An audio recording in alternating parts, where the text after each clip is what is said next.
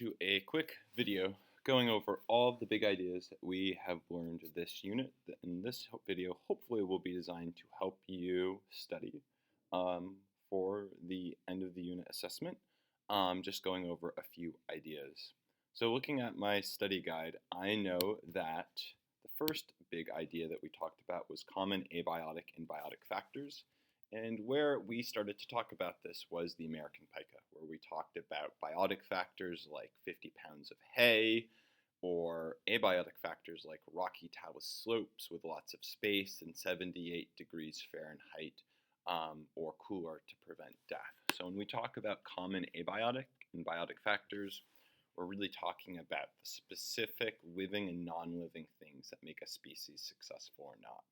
And I believe that brought us to a little bit further down the idea of a generalist or a specialist. The idea that specialists tend to occupy a really narrow specific niche, and generalists tend to occupy a very broad niche. And we sort of talked about this in the context of different birds on the beach, where flamingos and ducks and avocets and oyster catchers all have a specific niche based on their morphology, the abiotic factors such as water depth, and also maybe the food that lives there.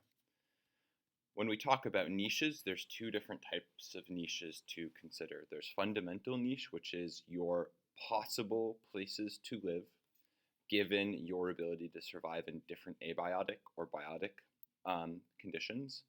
And then reality sets in, which is your realized niche, realized reality, where certain things like a high salinity or a high temperature might create adverse conditions, making you not be able to survive.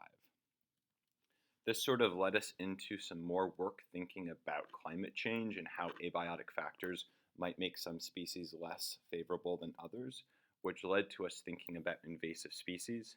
The idea that generally generalists and invasive species within chaotic environments, now that what we would call disturbances, can impact residential species.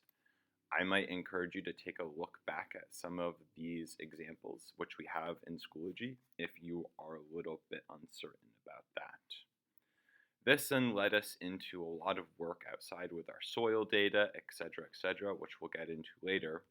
But afterwards, we talked about the patterns of succession, where disturbance always occurs in a climax community.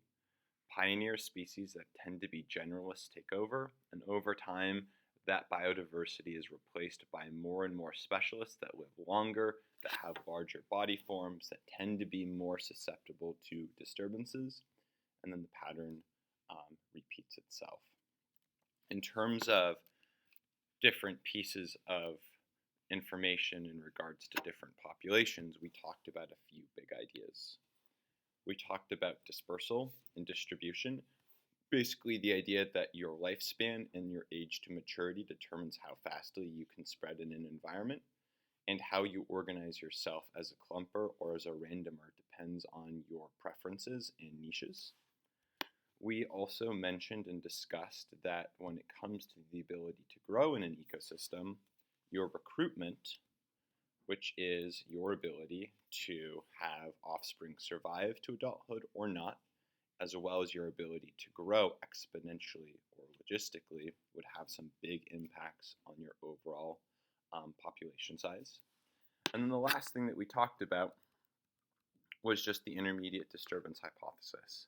At a certain threshold for a keystone species or at a certain threshold for disturbances, we would expect to find more biodiversity, either measured as more species or better species richness or evenness. But at very low or high levels of disturbances or keystone species, biodiversity is usually quite low.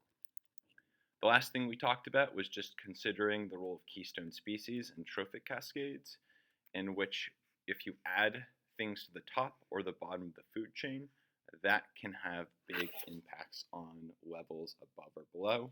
So if you get rid of the wolves, deer will significantly grow, which will impact plants negatively.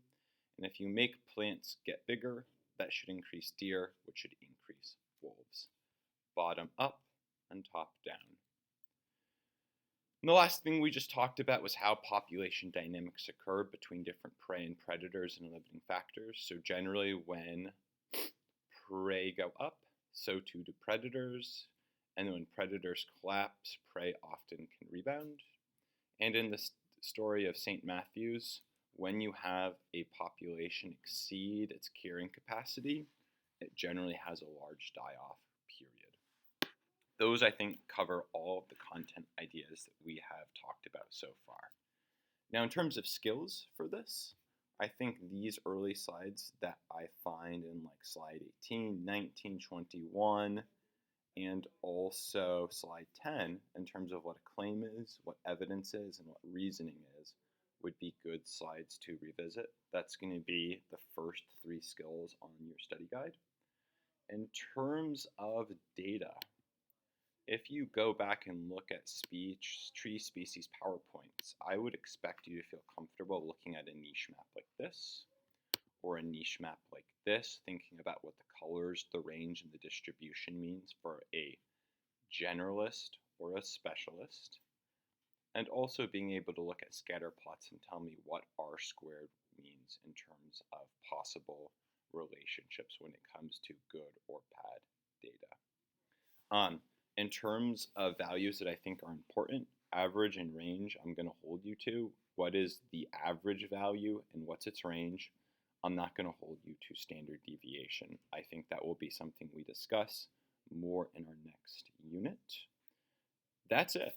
It feels like a lot, but actually if you spend a little bit of time remembering all the stuff that we've done, I think that you're going to feel really comfortable and confident going into this assessment, and my hope is that you find a lot of success, even if the work is difficult during it. Please email me or see me with questions, and have a good rest of your day.